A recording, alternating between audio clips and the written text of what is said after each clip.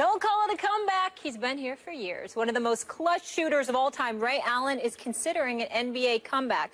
Allen told the Hartford Courant that he's been in talks recently with the Boston Celtics and Milwaukee Bucks about possibly making a cameo for the 2016-2017 season. If he does return, Stephen A., where should he play next season? It shouldn't be Boston and it shouldn't be Milwaukee. Those are two teams that he played for in his career. He was an absolute stud on both as far as I'm concerned. One of the greatest, if not the greatest shooter in NBA history in terms of numbers. 29, I think it's what it is, 2,973 three-pointers. He's big time. Having said all of that, if you're at this age and, you know, you want to play with a purpose, Milwaukee ain't winning no championship. Boston, I don't care that you got Al Horford. You ain't winning an NBA championship. You're Ray Allen. You should be thinking about Golden State. You should be thinking about Cleveland. Or you should be thinking about somebody like San Antonio. That's what I believe he should do. It should be one of those three teams. I would love to see him with the Knicks, but that's... I don't think you need San Antonio on that list. You're absolutely right. You need to be in a championship situation. Ray Allen is good for one thing right now. On a team that can get him all the way there, like he did on Miami against San Antonio, the ball gets to him, Game 7, the championship's on the line. Shoot it, Ray Allen. Otherwise, when last seen, he was a below-average player. His shooting percentage was diving already. He was already 39 years old. He's going to come back after 2 years at 41. He's there for very limited exposure. When you're on offense and you need a guy to hit a shot, why not do that for a championship contender? Much to the chagrin of my former partner, Game 6 of the finals that Miami beat San Antonio, he saved the series for the Miami Heat. Ray Allen doesn't hit that three-pointer. The San Antonio Spurs are champions. That's right. And he went to your favorite college, Stephen A. So what? And he went to, yes, he did. Let's he went say to yours. UConn Huskies. Oh, come on. Ray Allen still got a little juice, right?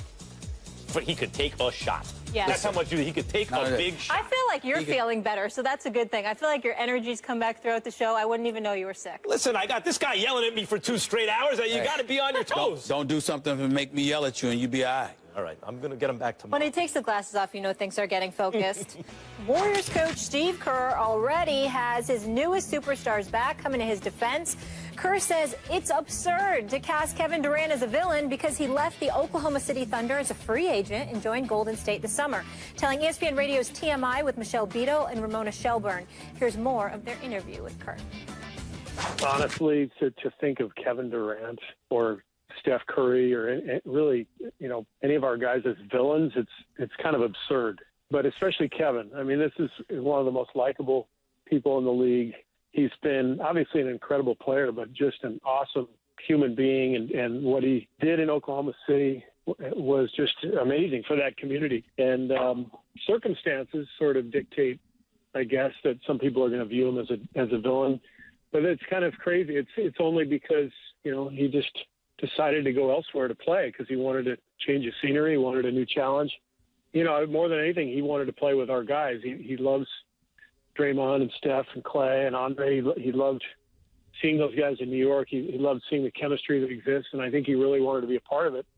So, you know, people are going to view him however they want, but I think we all know what kind of person he is and what kind of impact he's had around the league. Stephen A., is Kerr right? No, he's not. Steve Kerr is completely wrong. And I say that respectfully because I don't want to come across as somebody that's disrespecting Steve Kerr because I do respect him. I think he's looking at this all wrong. And I think that he's attaching excessive level of cynicism and vitriol to the word villain itself. Of course, Kevin Durant is a great guy. Of course, he's a great basketball ambassador. Of course, he's a good young man who's a tribute and a treasure to the game of basketball. He's one of the top 3 players in the world. He conducts himself with exceptional professionalism, and he's an upstanding citizen. That has nothing to do with you being the villain. What has everything to do with you being the villain is when you've served to upset a lot of people because of the decision that you made. Are you really going to tell the city of Oklahoma City that they shouldn't view Kevin Durant as a villain?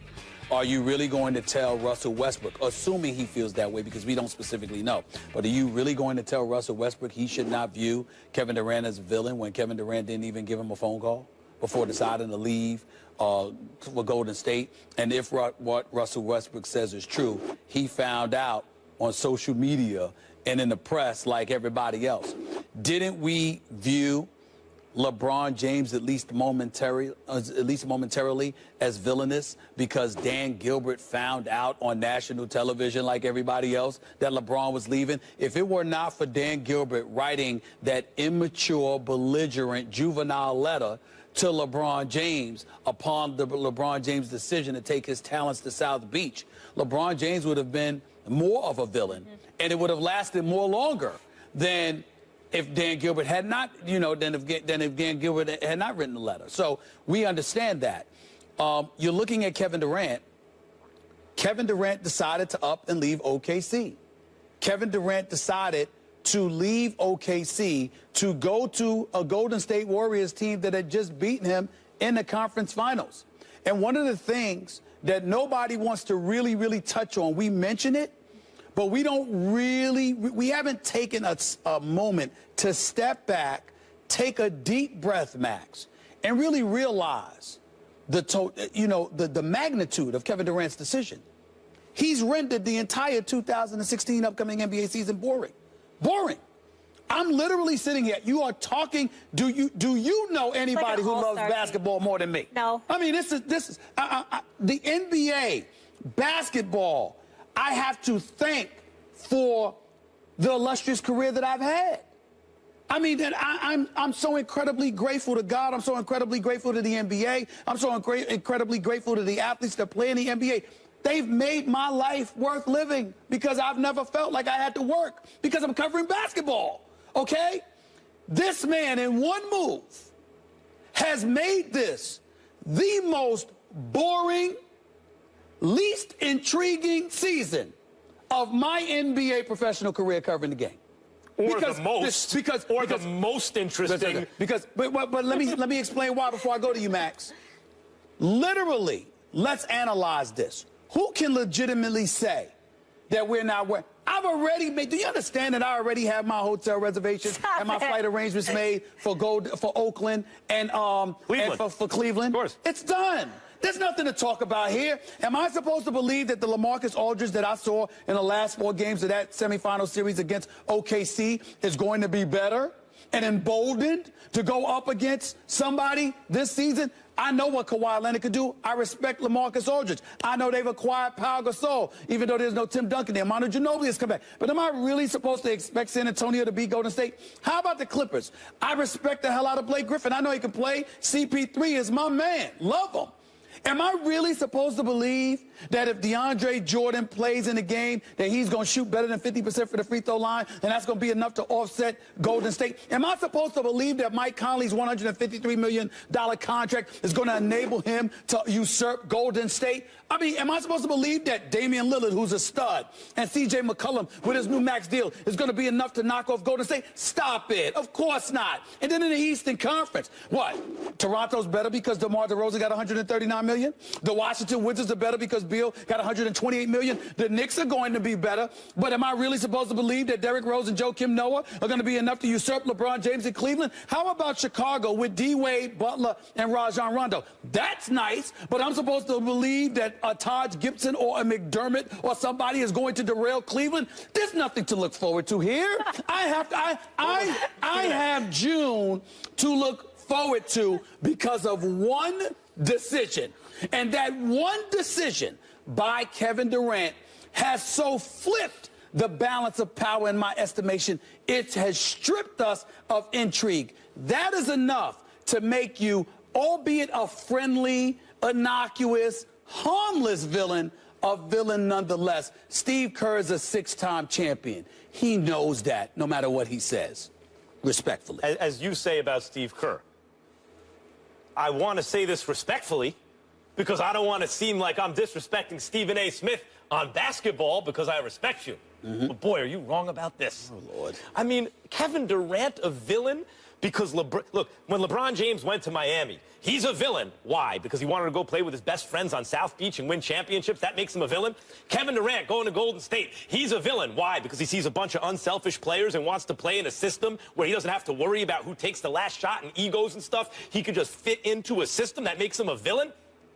Look, you talk about the fact that it ruined this upcoming NBA season. The truth is, we all knew what was going to happen last season. We knew it was Cleveland and Golden State from day one.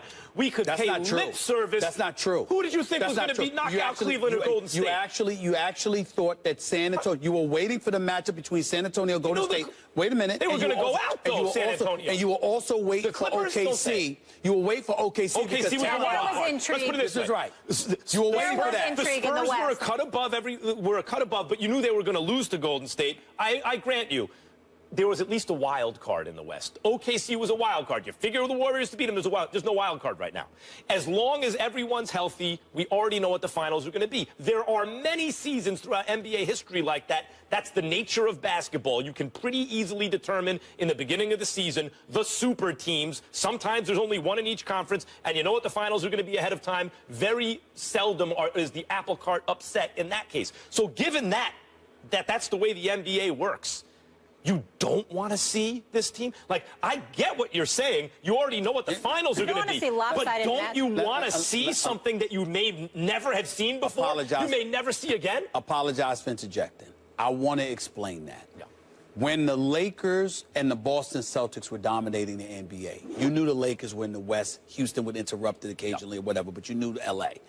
What you had in the East, however, you had Jordan, but you had Isaiah and the Pistons. You had Bird and McHale before that. Philly would kind of get in there sometimes. Philly got in the mix. You see what I'm saying? And then even when Jordan and them were winning championships, the Knicks with Ewing and Oakley and those boys, because of the rough house, because of the rough house tactics and what the NBA allowed, you thought they had a chance, and then Jordan just ruined you. You thought Indiana, you had a chance. I'm sorry, Cleveland at the time, Larry Nance, Mark Price, Brad Daugherty, Greg Elon. I'm just saying, you saw all of this. What I'm saying to you is that you used the word wild card.